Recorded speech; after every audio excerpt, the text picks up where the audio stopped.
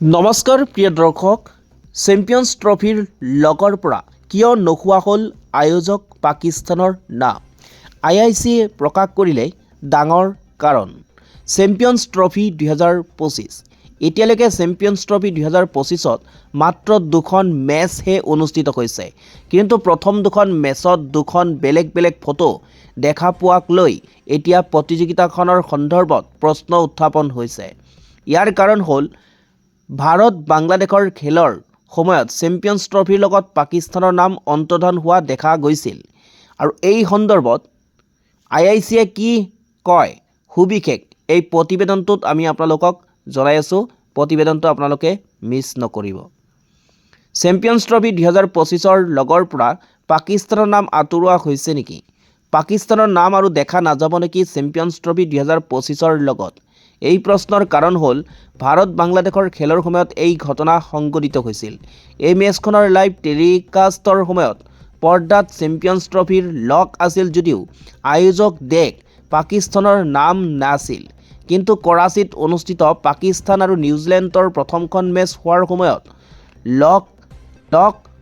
পাকিস্তানৰ নাম দেখা গৈছিল।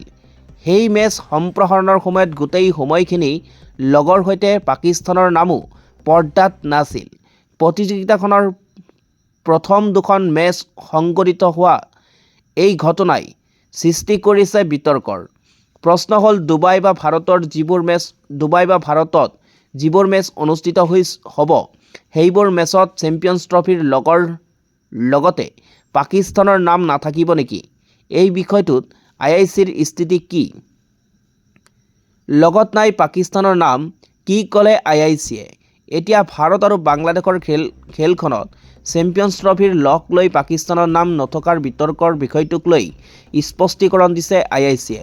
ক্ৰিকেটৰ এক্সপ্ৰেছ বডি ইয়াক কাৰিকৰী ত্ৰুটি বুলি অভিহিত কৰিছে।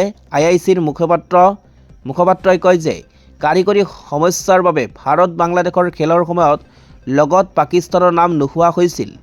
লগতে তেওঁ আশ্বাস দিয়ে যে ডুবাইত অনুষ্ঠিত হ'বলগীয়া পৰৱৰ্তী সময়ত সকলো খেলতে লগত পাকিস্তানৰ নাম দেখা যাব। ভাৰত বাংলাদেশৰ খেলৰ সময়ত চেম্পিয়ন্ছ ট্ৰফিৰ লগত পাকিস্তানৰ নাম নথকাটো গ্ৰাফিক্স সম্পৰ্কীয় সমস্যা বুলি অভিহিত কৰে IICয়ে। লগতে কয় যে পৰৱৰ্তী মেচৰ পূৰ্বে ইয়াক মেৰামতি কৰা হ'ব।